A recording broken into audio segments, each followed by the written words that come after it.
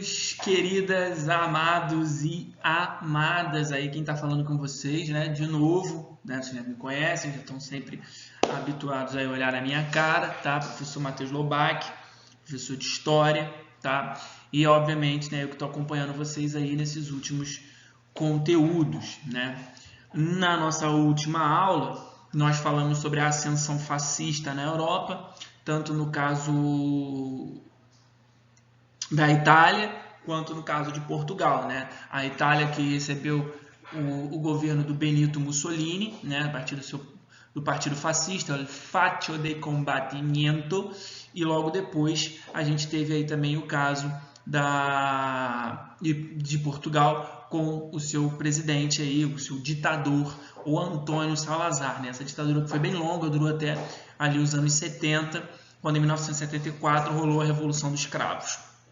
O Mussolini foi mais rápido, o Mussolini acabou em 45 com a Segunda Guerra Mundial, né? Inclusive é um assunto aí que mais cedo ou mais tarde vai chegar no nosso conteúdo. Por enquanto a gente está falando justamente sobre a ascensão desses partidos nazifascistas. E hoje, né, na nossa aula, a gente continua a nossa apresentação, mas agora falando da ascensão do partido que ficou mais conhecido, né, dentre todos esses, o partido que de fato compôs a grande linha de frente da Segunda Guerra Mundial, no caso, o Partido Nazista, né? O Partido Alemão, que na verdade o nome não é nazista, eu vou explicar isso aí mais para frente, mas né, o partido aí que permitiu a ascensão política do Adolf Hitler, né? Talvez aí um dos maiores ditadores da história da humanidade, não sei se, mas certamente o responsável aí pelo maior conflito armado, né, de toda a história do mundo, esse conflito que durou 6 anos, né? A Segunda Guerra Mundial, que matou aproximadamente 50 milhões de pessoas.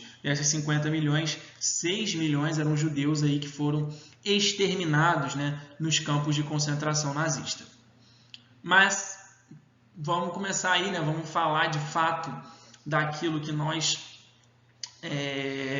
devemos falar. Então, queridos, antes de mais nada, vamos começar aí com a nossa data histórica do dia de hoje, o dia 20 de maio, tá? 20 de maio de 1902 marcou a independência de Cuba, tá? Independência de Cuba se tornando independente da Espanha. E 20 de maio de 1883 marcou o início da erupção de um antigo vulcão chamado Krakatoa, que era um vulcão que a gente tem no Círculo de Fogo, que quando ele explodiu, ele mudou o céu da Europa durante alguns anos. Por que hoje marca o início da explosão dele? Porque quando ele começou a explodir, ele demorou mais de 3 meses para de fato entrar em erupção. E aí, inclusive, muitos quadros pintados, como por exemplo aquele quadro famoso O Grito, dizem, né, que o céu alaranjado que compõe esses quadros, ele é retratado assim, e justamente porque o céu da Europa naquele momento era um céu alaranjado por causa ainda do efeito das cinzas e da explosão do Krakatoa, para vocês terem noção do quão grande, né, era esse vulcão. Enfim, então vamos começar falando aí sobre a ascensão, né, do Adolf Hitler e do Partido Nazista na Alemanha, que a gente entende como um dos fatores antecedentes, né, para a Segunda Guerra Mundial, que estourou lá em 1939. Bom, a questão é que eu sempre falo para vocês, discursos autoritários só ganham palanque em momentos de crise. Quando está tudo bem, quando ninguém está em crise, ninguém quer matar ninguém. Mas, obviamente, era muito mais simples para esses países europeus eleger inimigos a serem derrotados para que, de fato, a Europa pudesse voltar a crescer, pudesse se reerguer no contexto do fim da Primeira Grande Guerra. Então, na verdade, esse antecedente ele é comum a todos os partidos nazifascistas. O fim da Primeira Guerra Mundial, né, que eu fiz aqui, ficou uma verdadeira bosta. Quando a Primeira Guerra Mundial acabou, o que a gente teve foi uma crise duríssima que caiu sobre toda a Europa, que né, esses países aí que tiveram as suas indústrias e os seus territórios invadidos, destruídos, bombardeados. A Alemanha nem teve território invadido, tá? Mas a indústria alemã ficou totalmente prejudicada, até porque, como vocês lembram, sobre a Alemanha foi imposto o Tratado de Versalhes. O Tratado de Versalhes que culpabilizava diretamente a Alemanha pela guerra.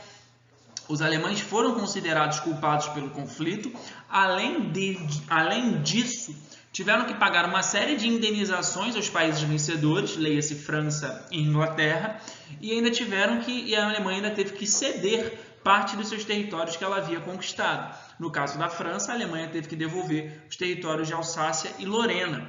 Além do mais, a Alemanha teve que reduzir o seu exército, teve que reduzir a sua produção bélica, teve as suas indústrias totalmente prejudicadas. A Alemanha teve que fazer uma série de medidas, como, por exemplo, desmilitarizar a Renânia. A Renânia, que é a fronteira entre a Alemanha e a França. Essa fronteira teve que ficar sem soldados. Tudo isso numa tentativa óbvia de tratar a Alemanha como a única culpada pela guerra e aquela que deveria pagar pelos custos do conflito. O único país, obviamente, contrário a essa política de culpabilização alemã foi os Estados Unidos da América. O presidente Woodrow Wilson, ele não quis assinar o Tratado de Versalhes, ele assinou a Paz de Wilson, né, os 14 pontos de Wilson, no qual ele não culpabilizava a Alemanha pela guerra e ainda mantinha uma série de tratados comerciais com a Alemanha. Isso é porque o Wilson amava os alemães? Não, porque ele entrou em guerra contra eles. Isso era simplesmente porque o Wilson entendia que os tratados comerciais deveriam ser mais importantes do que esses conflitozinhos entre os países. Então, por isso, ele não quis culpabilizar a Alemanha e decidiu que seria melhor que se mantivesse os tratados entre esses dois países. Bom, a Alemanha, durante a Primeira Guerra Mundial, ela era um império, tá? Ela era um império governado lá pelo seu Kaiser Guilherme. Depois que acabou a guerra, o Kaiser foi destronado e a Alemanha acabou se tornando uma república. Uma república que foi proclamada lá na cidade de Weimar. Então, a República de Weimar, ela foi responsável sim pela assinatura do Tratado de Versalhes. Esses políticos que passaram a governar a Alemanha julgaram que para manter a paz dentro do território era necessário se assinar esse acordo. Então, esses novos políticos, né, essa nova República Alemã, que era entendida como uma república social-democrata, ela não funcionou, né? Porque, obviamente, era impossível que um país funcionasse frente aos rígidos controles do Tratado de Versalhes. Não tinha como. O tratado ele deixava tudo mais difícil. E aí foi imposto sobre a Alemanha através, né, dos políticos de Weimar que decidiram assinar esse tratado. Assinado dentro de um vagão de trem na França. E depois você tem uma história curiosíssima do que o Hitler vai mandar fazer com esse vagão de trem. Mas enfim.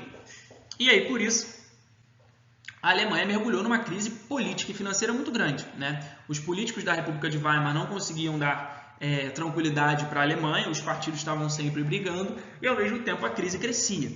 A crise financeira era tão grande na Alemanha que a gente tem uma situação seguinte.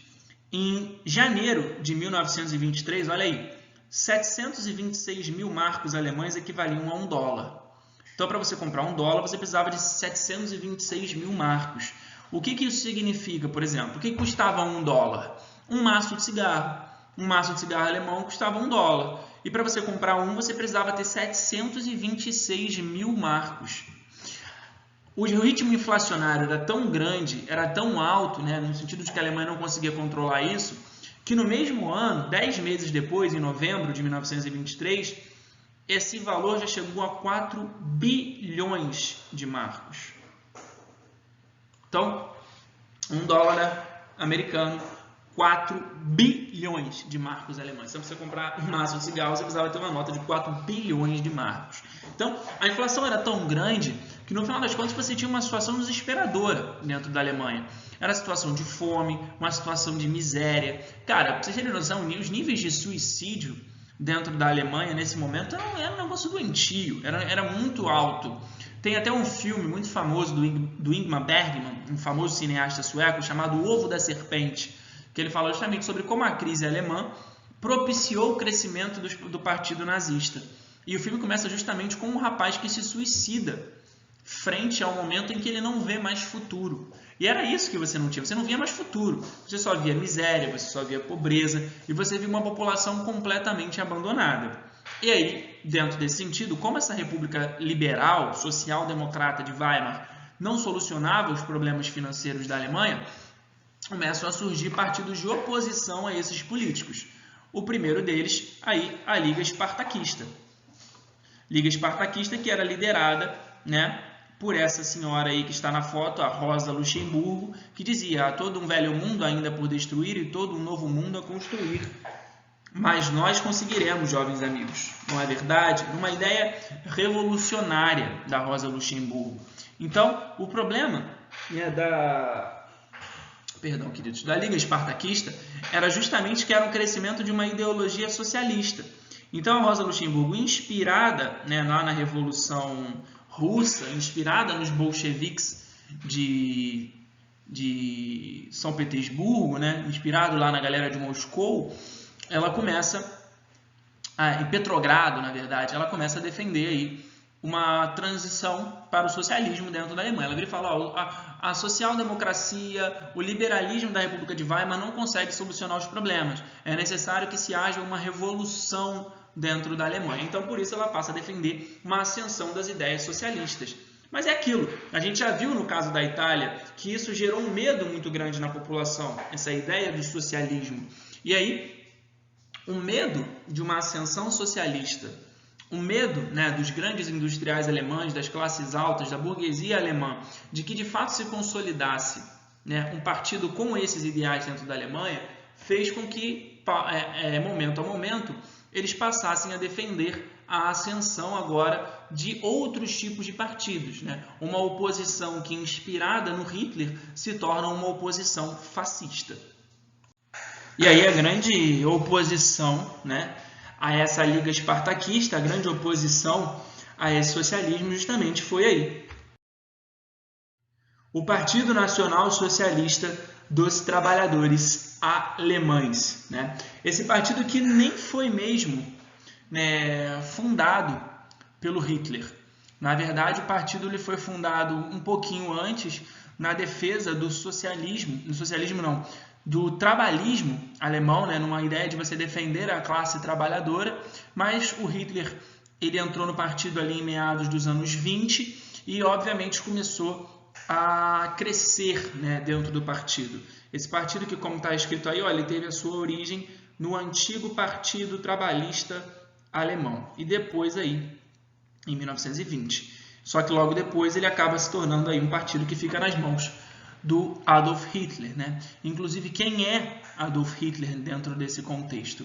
O Hitler, por nascimento, não é alemão, né? Por nascimento ele é austríaco, mas acabou lutando a Primeira Guerra Mundial do lado dos alemães, vivendo depois da sua vida dentro da Alemanha, e aí, inclusive para ele, alemão e austríaco nem faz tanta diferença assim, para ele é a mesma coisa, é povo germânico, é povo ariano, né? Essa defesa do crescimento do arianismo, né, dessa eugenia, era marcante nele, então, né, não faz diferença se ele nasceu na Áustria ou se ele nasceu na Alemanha, a única coisa que importa é se ele é ariano.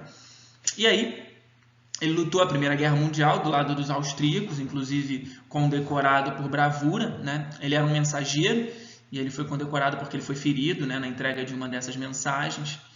E aí, quando ele acaba a guerra, ele passa a viver dentro da Alemanha e aí começa a observar tudo aquilo que ele considerava errado, né, dentro do crescimento alemão e, inclusive, ele começa a criticar muito os partidos socialistas, né? E aí começou o Adolf Hitler a fazer o seu discurso de eugenia, esse discurso eugênico que é justamente um discurso racial, né? Um discurso racista que critica as raças que ele considera inferiores, né? O que é um termo errado por si só, a gente sabe que não existe divisão racial, né, dentro dos seres humanos, o que existe na verdade é uma divisão de etnias.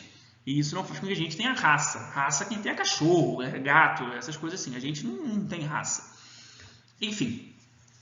E aí, no final das contas, dentro dessa defesa de um nacionalismo alemão, o Hitler se fez, né, valer a sua posição dentro do Partido Nacional Socialista. Inclusive, é daí que vem o nome nazista. Quando você fala em alemão o nacional socialista, a pronúncia soa como nazi. Então, por isso, o Partido Nacional Socialista ficou conhecido como Partido Nazista, porque de uma forma pejorativa, os inimigos do partido passaram a se referir a eles como de nazis. Aí, por isso, a gente acaba incorporando isso e transforma na palavra nazista. Enfim, o Hitler, então, começou a pregar a ideia de um nacionalismo exacerbado, que inclusive essa é a pergunta, né, crucial que todos os alunos sempre fazem. Professor, por que ele fala nacional-socialismo e persegue os socialistas? Olha o trecho, né, de uma fala dele. Quem quer que esteja preparado para fazer da causa nacional a sua própria, em tal extensão que saiba não haver maior ideal que a prosperidade da sua pátria. Quem quer que haja compreendido o nosso hino nacional, Deutschland über alle, que quer dizer Alemanha acima de tudo, para significar que nada nesse vasto mundo ultrapassa a seus olhos a Alemanha, povo e terra. Esse homem é um socialista. Gente, a palavra socialista, ela não foi o termo, né, socialista, ele não foi utilizado exclusivamente pelo Karl Marx, né, nos seus ideais socialistas lá da Revolução Russa. Na verdade, vários outros teóricos, vários outros pensadores utilizaram o nome socialista, né, dentro das suas expressões. E aí, né, não seria diferente disso no caso da Alemanha. O Hitler se apropriou do nome socialista, mas na defesa do que a gente chama de socialismo alemão, que é diferente daquelas teorias lá de luta dos trabalhadores. Esse socialismo alemão, embora se fizesse valer da causa trabalhista, ele era muito mais justificado por um ideal nacionalista. E diferente do Karl Marx, que acredita que a história da humanidade é a história da luta de classes, para o Adolf Hitler, a história da humanidade, na verdade, é a história da luta racial entre os superiores e os inferiores, né? Os superiores, no caso, os arianos, e os inferiores, toda aquela lista que ele faz, né? Os judeus, os ciganos, os negros, os sul-americanos, né? A gente, então, era o cocô do cavalo do bandido para o Hitler, porque a gente era o símbolo máximo da mistura, né? A gente mesmo que não tinha sangue puro. O que faz até que seja uma incoerência muito grande existir algum tipo de sul-americano que se diz neonazista, né? Porque se ele for para a Alemanha, neonazista obviamente não vai reconhecer ele. Então, dentro dessa teoria toda, o Hitler entra no partido. De fato, ele era um bom orador, né? As pessoas costumavam acreditar naquilo que ele estava falando. E dentro da sua principal ideia, ele pregava a revogação ao Tratado de Versalhes, né? Ou seja, uma revogação aí para que a Alemanha pudesse voltar a crescer. Então, nessa ideia, o Hitler pregava aí uma recuperação econômica que começaria justamente aí no dia que os alemães passassem a ignorar as medidas do Tratado de Versalhes. Ele cresceu dentro do partido.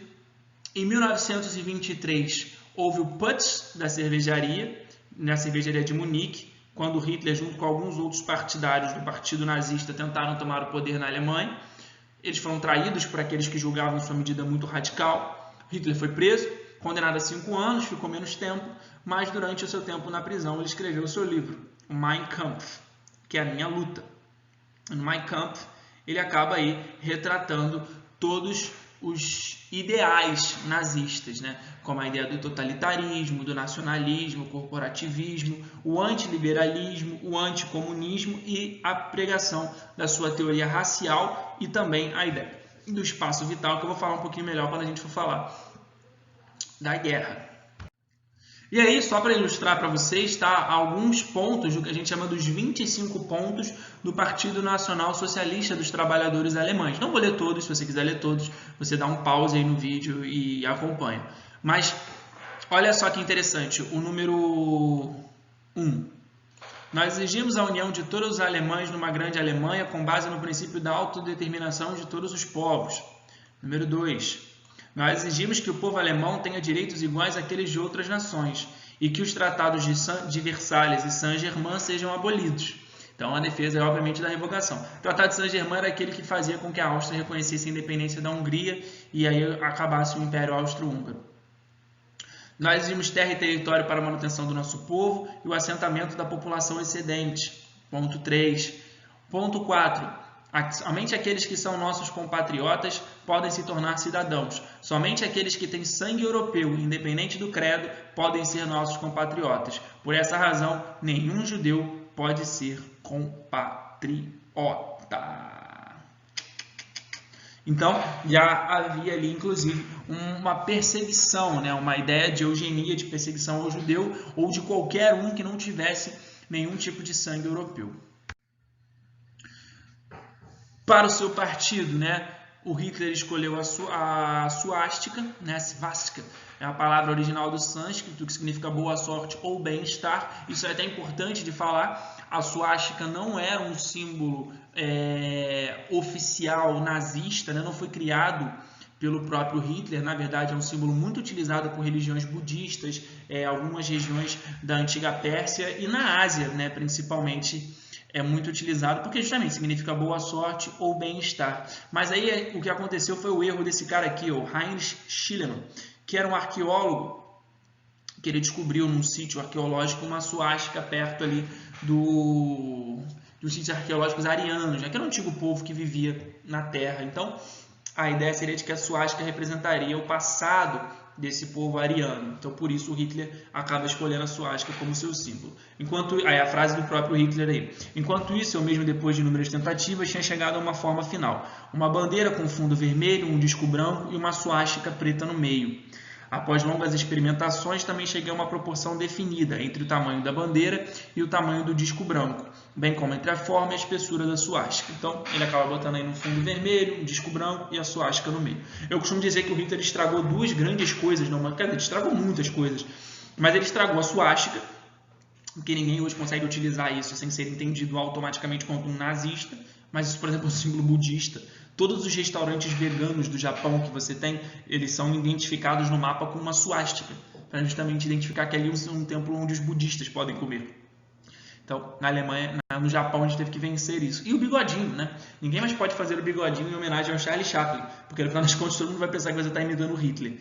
Então o Hitler estragou a suástica e estragou a moda do bigodinho. Então tem aí exemplos para vocês de outras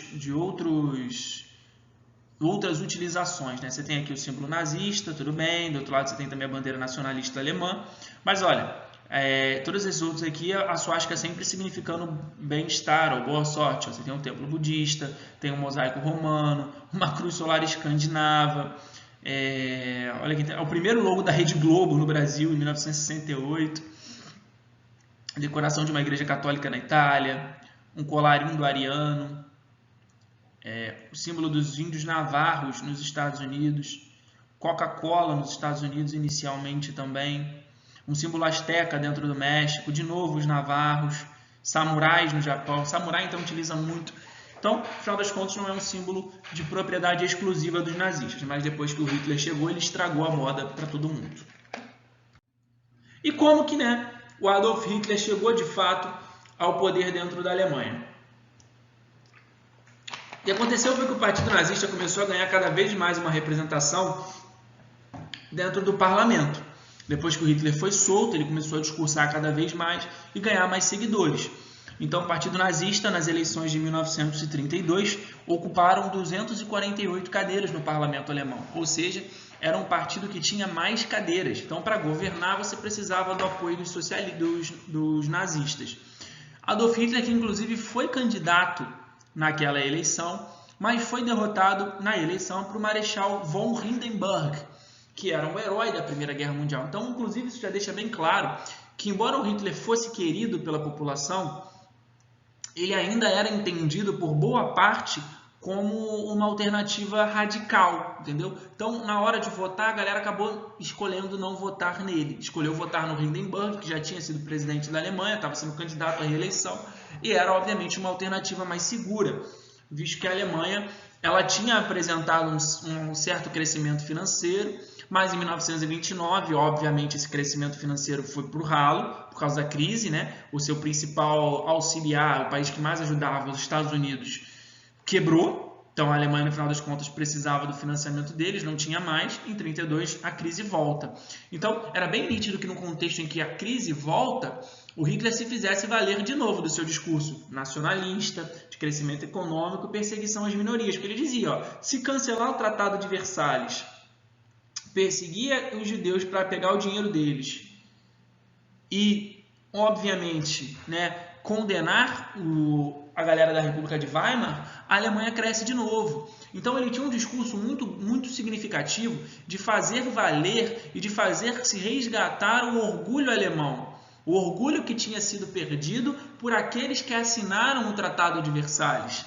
Inclusive, o Hitler dizia que ele tinha inimigos internos e inimigos externos que deveriam ser exterminados para o crescimento da Alemanha.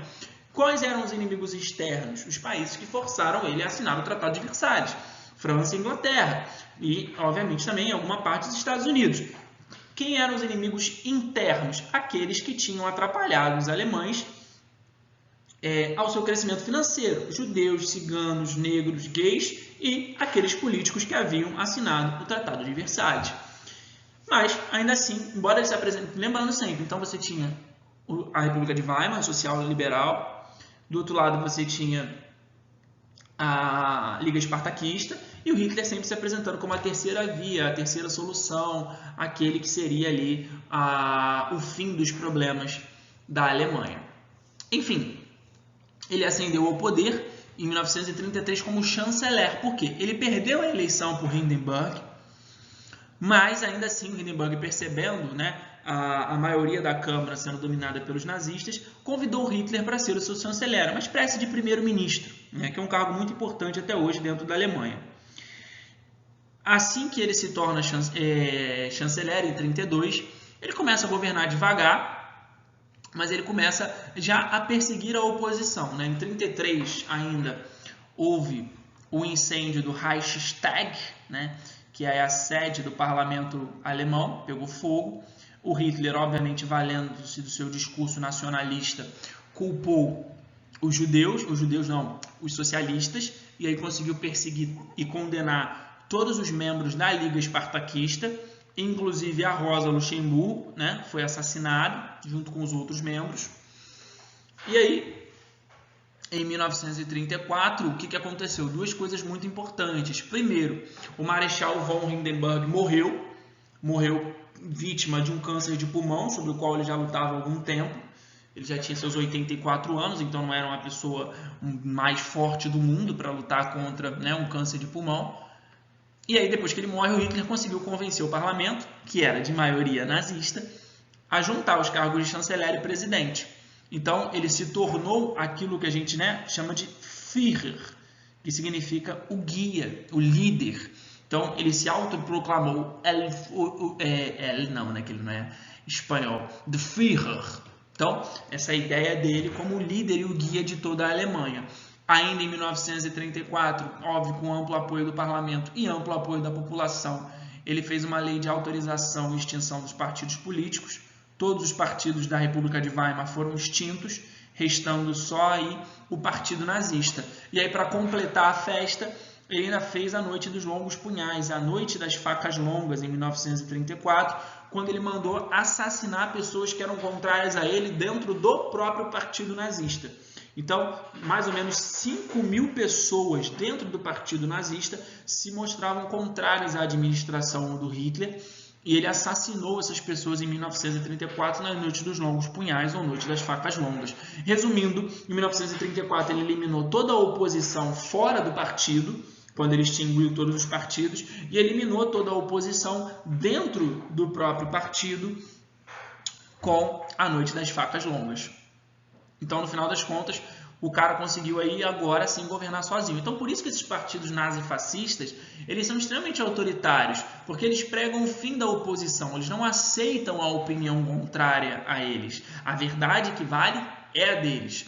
Então, no final das contas, o Hitler eliminou toda a oposição que existia a ele. Vou falar melhor depois da teoria do espaço vital. Criou aí, durante o seu governo, a SS, a sua tropa de assalto, que era aí a melhor parte do exército alemão durante a guerra, e a Gestapo, que era a polícia secreta do Estado, responsável por investigar escândalos, né, de traição, de pessoas que se mostrassem aí contrárias à administração do Hitler.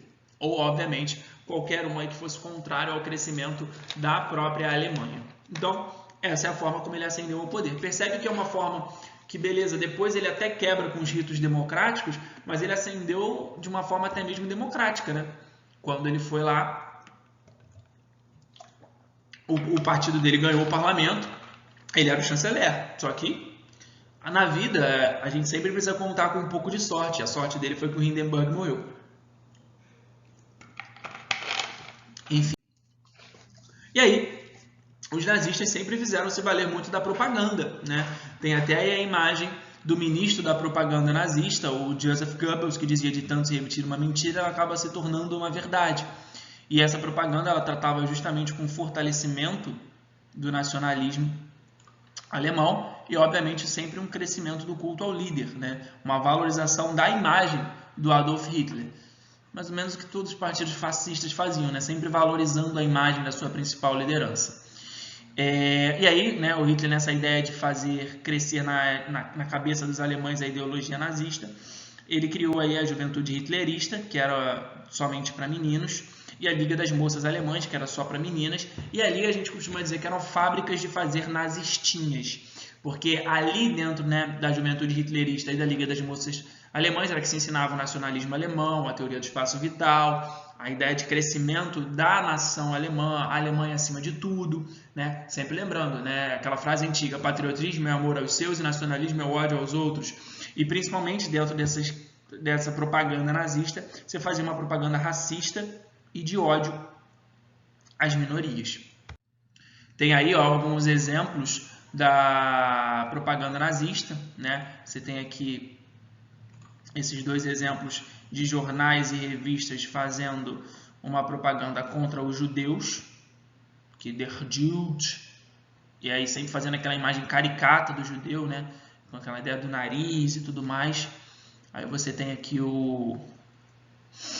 os dois jornais e, por outro lado, você tem aí também dois filmes que foram feitos. A indústria do cinema foi muito importante para isso, né? O Goebbels utilizava o crescimento do cinema para justamente fazer uma valorização da imagem. O Triunfo da Vontade, que é um filme de 1935, que justamente faz aí para valorizar ele conta a história da ascensão do Partido Nazista, sempre numa valorização de uma imagem do Adolf Hitler. Inclusive, o Rei Leão, não sei para quem lembra aquela versão de 94, utiliza algumas cenas do Triunfo da Vontade, como as cenas do Scar, né, quando ele canta para as hienas, justamente fazendo uma alusão daquilo ali ao nazismo. E aqui a gente tem um outro filme, Olímpia, que conta as histórias da Olimpíada de 1936, que na tradução, na verdade, ele fica como Festa da Beleza. Foi um filme feito em 1938. E a ideia do filme era você contar sobre as Olimpíadas de Berlim, né, que foram realizadas em 1936. Olimpíadas essas que marcaram em determinados momentos até mesmo uma vergonha para o Hitler, como, por exemplo, os alemães nunca utilizaram o futebol como uma propaganda política nazista, porque a seleção alemã teve um desempenho pífio na Olimpíada, então Hitler cagou para futebol. Mas ele utilizava muito essa questão da ginástica, do culto ao corpo, né? Na Alemanha não podia nem fumar cigarro, né? Então você havia um crescimento muito grande, uma valorização do culto ao corpo. Mas aí tem até uma história muito maneira da Olimpíada de 36, que o Hitler ele foi, né, para a prova de atletismo, corrida, para entregar a medalha aos vencedores, acreditando que os arianos, os alemães, ganhariam. Mas o vencedor foi um dos maiores corredores da história dos Estados Unidos, o Jesse Owens. E aí, um corredor negro, o Hitler não quis ir lá entregar a medalha para ele. Ele até saiu do estádio. O Jesse Owens ficou conhecido como o homem que derrotou o Hitler. E aí, dentro dessa perseguição aos judeus que aconteceram, foi uma série de experiências médicas dentro das câmaras, dos campos de concentração, né? O campo de concentração mais famoso, aí, o campo de Auschwitz, na Polônia. E aí eles faziam uma série de experimentos dos judeus nesses campos de concentração. Aí vocês têm até aqui uma imagem do campo de concentração de Auschwitz, essa frase que está escrita aí em cima, né, que é o trabalho liberta. Então a ideia de que o judeu era colocado ali para trabalhar e no final das contas ele seria liberto pelo povo, pelo regime nazista. Então tivemos experiências em questão de hipotermia, malária, gás mostarda, resistência humana à água do mar, febre tifoide, efeitos de veneno no corpo humano, e tudo isso era feito com os judeus, né? Os judeus eram as cobaias para esse experimento. Então é bem nítido que houve um certo crescimento científico durante a Alemanha nazista, mas é aquilo, né? A que preço? Isso foi feito, né? Foi feito a um preço de violência contra a vida de inocentes. E um dos principais comandantes desse horror é esse cara aqui, ó, Joseph Mengele, né? Que ele era conhecido como o Anjo da Morte, um médico nazista que compunha o ideal de que ele dizia que ele queria encontrar o código da vida. E aí, por isso, ele fazia muitas experiências utilizando irmãos gêmeos. E aí, o Holocausto, né?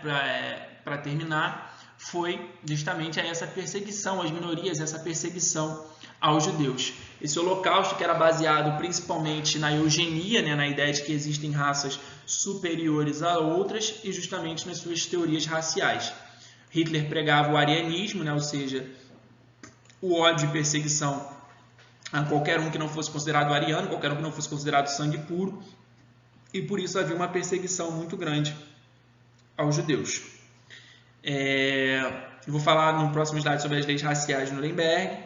E aí, né, esses judeus eles eram, em sua maioria, concentrados, né, e aprisionados nos campos de concentração nazista. E aí, inclusive, né, eu até botei aqui a participação brasileira na política antissemita, que foi justamente o caso, aí para quem está estudando Era Vargas, da Olga Benário, né, que foi enviada para a Alemanha pelo nosso presidente, Getúlio Vargas, uma mulher judia comunista que havia sido presa no Brasil em 1935. Então, perceba-se que o presidente Vargas tinha até mesmo uma proximidade muito grande com os regimes nazifascistas, embora, né, durante a guerra ele tenha entrado do lado dos aliados. E aí tem as leis raciais de Nuremberg, a lei de proteção do sangue alemão e da honra alemã. Os casamentos entre judeus e indivíduos do estado de sangue alemão ou com ele relacionados são proibidos. Os casamentos, no entanto, já concluídos são inválidos, mesmo que concluídos no exterior para circundar essa lei. Então, quem era judeu e quem fosse considerado ariano, alemão, não podia nem se casar. Os judeus estão proibidos de hastear a bandeira do Reich ou a bandeira nacional, ou de expor as cores do Reich. Reich é império. Hitler dizia que ele tinha inaugurado o terceiro império alemão, o terceiro Reich. Tem, por outro lado, autorização para expor as cores judaicas. O exercício desse direito está protegido pelo Estado. Na verdade, não era nem autorização para expor as cores judaicas, era a obrigação de se expor as cores judaicas, né? Afinal das contas, se forçava os judeus a botar sempre aquela estrela de Davi no peito para que se identificasse eles nas ruas. E aí a lei de cidadania do Reich. Um cidadão do Reich é um indivíduo do Estado que é de sangue alemão, ou com ele relacionado, e prova pela sua conduta que está disposto a apto e servir fielmente o povo alemão e o Reich. A cidadania do Reich é adquirida através da concessão de um certificado de cidadania. O cidadão do Reich é o único portador de direitos políticos completos de acordo com a lei. Então, havia aí uma valorização sempre daquele que fosse considerado sangue puro, né? Aquele que não fosse judeu, aquele que fosse ariano, uma pessoa notoriamente só europeia. Aí tu me pergunta, né, professor, beleza, então isso aí é a ascensão nazista. Então vocês conseguem perceber que a ascensão do partido nazista na Alemanha foi composta de uma teoria nacionalista, totalitária e racista, de uma perseguição às minorias. Então, o Hitler se fez valer do Tratado de Versalhes para dizer que ele era o grande causador da crise alemã, e de fato era, e que se revogando do Tratado de Versalhes e condenando essas minorias, a Alemanha voltaria a crescer. E isso foi legitimado pela população. Por quê? Porque era uma população extremamente desesperada. Mas é aquilo, isso também não inocenta ninguém, tá? Isso não inocenta ninguém, porque o Hitler nunca escondeu o que ele fazia aos judeus. A perseguição era bem nítida. Então, essa população que legitimou essa perseguição sabia muito bem o que estava fazendo. Então, está longe de ser uma galerinha inocente também, tá? Então, Hitler se legitimou através de um discurso nacionalista, totalitário e racista. Isso permitiu a chegada dele ao poder na Alemanha, que vocês podem perceber que a chegada de poder dele foi muito mais democrática do que autoritária. Mas quando ele chegou ao poder, obviamente, ele consolidou o seu autoritarismo. Aí você me pergunta, e o que isso tem a ver com a guerra? Por que a guerra de fato começa? Começa por causa da teoria do espaço vital. Que o Hitler, já falei tanto que ia falar sobre isso agora no final. O Hitler dizia que existia uma série de territórios que era necessário conquistar. E que ao momento que ele conquistasse esses territórios, ele garantiria a paz, a prosperidade e o crescimento do povo alemão e ariano. Resultado, a partir de 1938, durante essa teoria do espaço vital, Hitler começou uma expansão territorial alemã, começou a dominar vários novos territórios, e é a partir disso que se desenvolve a Segunda Guerra Mundial. Mas isso é assunto para outra aula. Espero que a aula aí tenha auxiliado vocês a entender um pouquinho mais sobre a ascensão do partido nazista na Alemanha e entender o porquê que isso de fato aconteceu. Tranquilo, queridos? A gente se vê no próximo vídeo. Beijo!